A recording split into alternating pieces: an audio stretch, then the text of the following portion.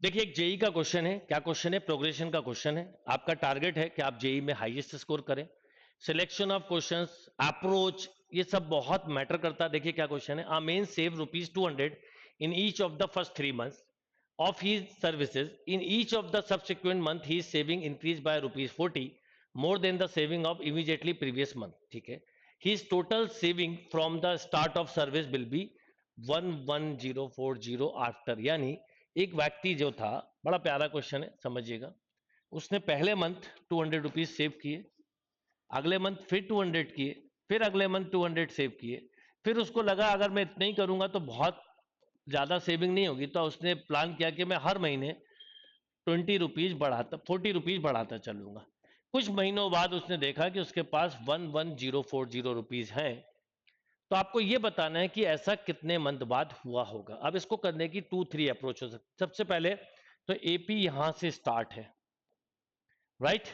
अब अगर AP start है तो आप ये 2 महीनों को छोड़ सकते हैं, आप इन 3 महीनों को भी छोड़ सकते हैं, आप इन 4 महीने को भी छोड़ सकते हो। पर जितना भी छोड़ोगे वो बाद में ऐड करना, ये मत भूल जाना। बस ये एक मिस्टेक नहीं करनी। जैसे मान लो कि आपने कहा मैं यहां से स्टार्ट करता हूं series 280, 320 up to n term. तो आपने कितने टर्म छोड़े? 4 टर्म। तो बाद में 4 ऐड करना मत भूलना। और इनका समेशन कितना है? 400, 600, 840। 840 इसमें से माइनस भी कर दीजिए। तो 840 माइनस करेंगे तो हो जाएगा 10,200, राइट। ये आपने करा। अब क्या होगा? अब क्या होगा कि यहां पर जब आप इसको सॉल्व करेंगे तो अब आप लिखेंगे n/2 280 plus n-1 into D. D हमारे पास 40 है। This equal to 10200, right. 2 भी कॉमन, 280 है। ये हो जाएगा 2a, 2 into a plus n-1 into d equal to this. अब देखिए, आप इसमें क्या कर सकते हो, आप चाहो तो आप इसमें से 40 कॉमन निकाल लो। तो ये 40 कॉमन निकाला तो ये मिलेगा 7, तो ये हो जाएगा 14 प्लस n-1 इक्वल टू 10200। ये 2 टाइम कैंसिल तो 20, तो n into n plus 13 equal to 10200 by 20। अब ये आपने कैंसिल किया तो ये हो गया कैंसिल। ये कितना आ गया? 510। यानी आपको मिल गया n square plus 13n minus 510। अब 51 17 का फैक्टर होता है तो n square plus 30n minus 17n minus 51 equal मतलब 510। तो n कॉमन तो n प्लस 30 माइनस 17 कॉमन तो n प्लस 30। तो n minus 17 into n plus 30 equal to 0। तो नेगेटिव होगा नहीं, तो n की वैल्यू इज 17। पर आपने 4 टर्म छोड़े थे तो 17 प्लस 4 इक्वल टू 21। तो योर आंसर इज 21। केयरफुली करिएगा। अगर आप 3 टर्म छोड़ते तो आपका आंसर पहले आता 18, 3 ऐड करना है।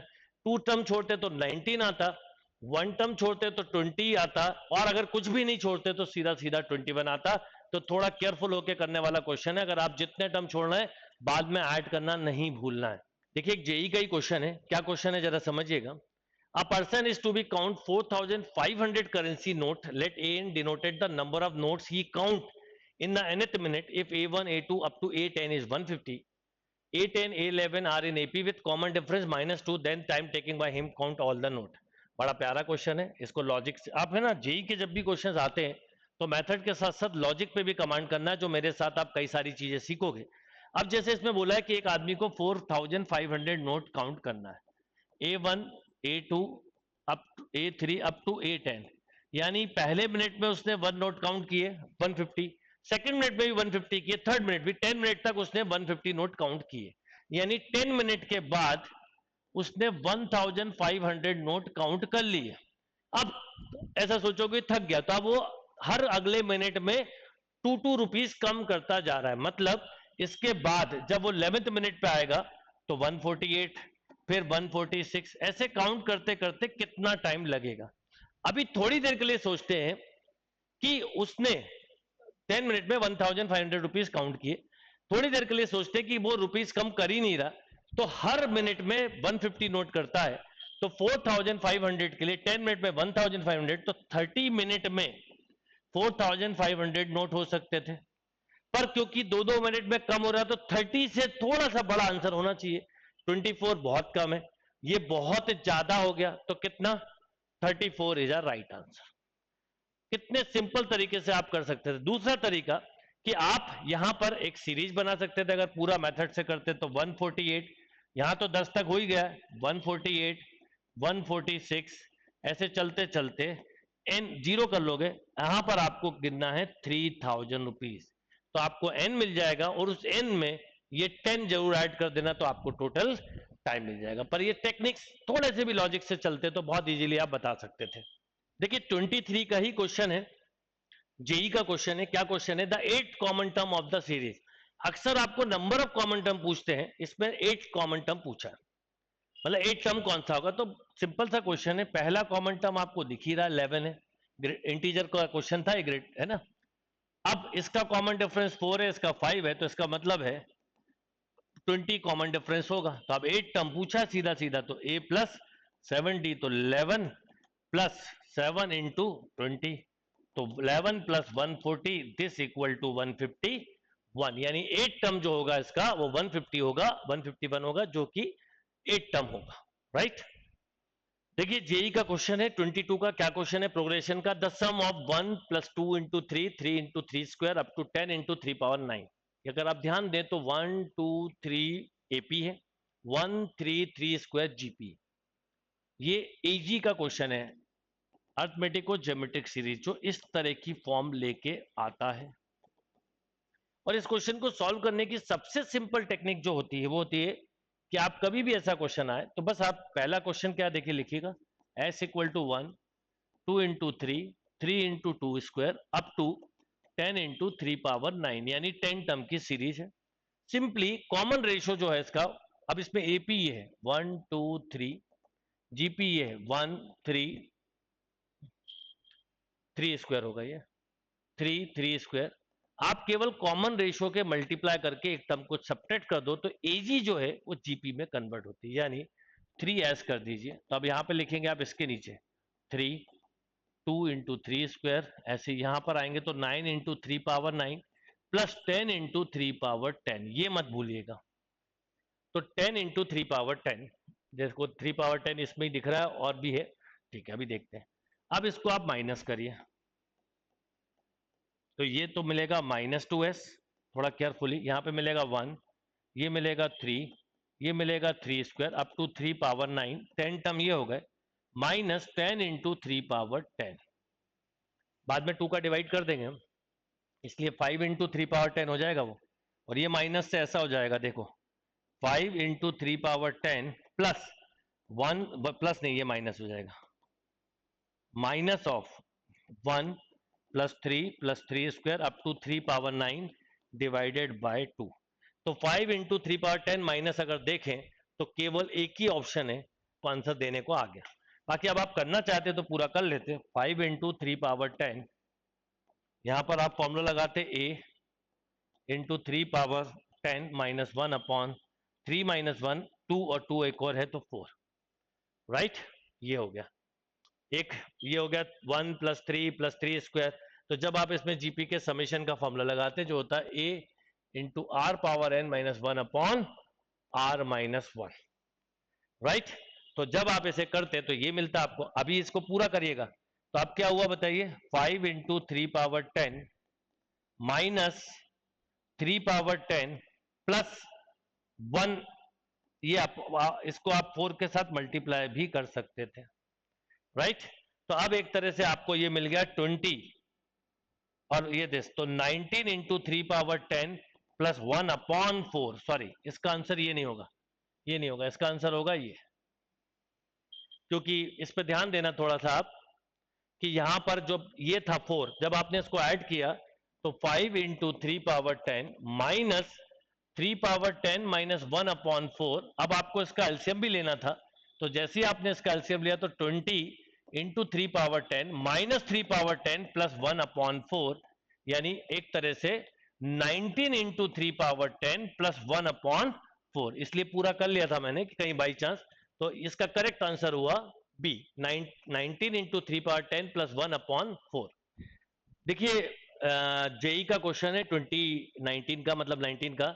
और प्रोग्रेशन का क्वेश्चन है। क्या क्वेश्चन है? Let a b c be 7th 11th and 13th term respectively of a non constant AP. ठीक है, 7 term,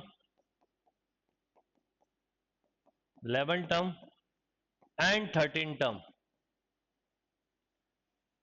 a b c 7th 11th and 13th term जो गिवन है उसको बहुत ध्यान से लिखिए। Respectively of non constant AP if these are also 3 conjugative term of GP, यानी ये जीपी में भी, मतलब ये बोला जा रहा है बी स्क्वायर इक्वल टू ए सी।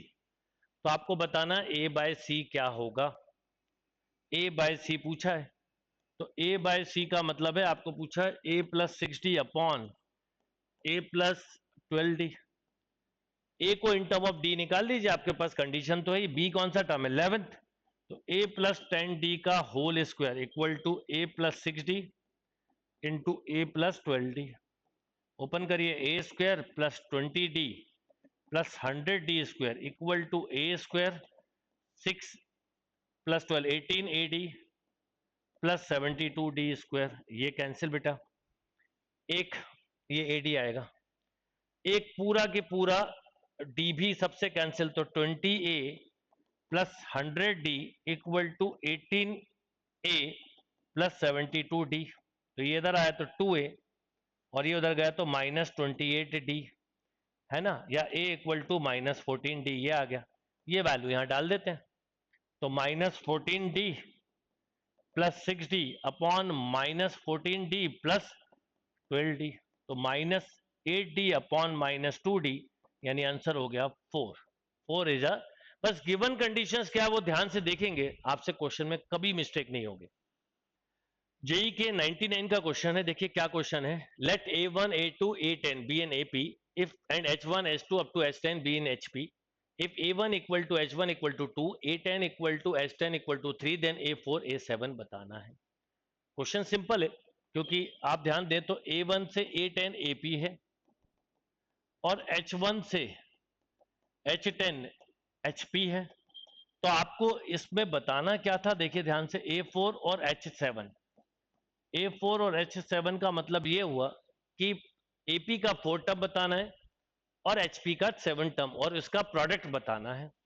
अब A1 आपको पता है सभी का, मतलब फर्स्ट टर्म है 2 और 10 टर्म भी पता है AP का, a plus 9d this equal to 3, तो 2 रख दीजिए, तो 9d इक्वल टू 1, तो d इक्वल टू 1/9।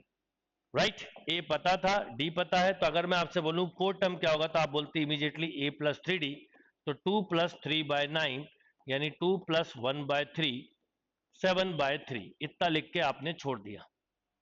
अब HP को भी AP के टर्म में सोचो, तो AP का पहला टर्म एक तरह से 1/2 और 10 टर्म 1/3, तो फर्स्ट टर्म मतलब a 1/2 और 10 term means a plus 9d equal to 1/3, तो 9d इक्वल टू 1/3 माइनस 1/2, थोड़ी स्टेप शॉर्ट कर रहा हूं, आपको भी ये करना चाहिए। तो ये हो गया 2 - 3 यानी माइनस 1/6, तो d हो गया माइनस 1/54। अब इसका अगर 7 टर्म बोला, पहले AP में निकाल लीजिए, तो a प्लस 6d लिखते आप, तो a इज 1/2 प्लस 6 और d लिखते माइनस 1/54, यानी 1/2 माइनस 1/9, तो एलसीएम आ जाता 18, तो 7/18। इसका रिवर्स होता, क्योंकि ये AP का है, तो अगर HP का बोलते तो आप रिवर्स कर देते। तो आप देखिए A4 हो गया 7/3 और A7 हो गया रिवर्स 18/7, ये कैंसिल और ये भी कैंसिल, तो आंसर इज 6। यानी अप्रोच कभी भी HP का क्वेश्चन हो तो आप उसे AP में कन्वर्ट करके ही करें, बहुत जल्दी होगा।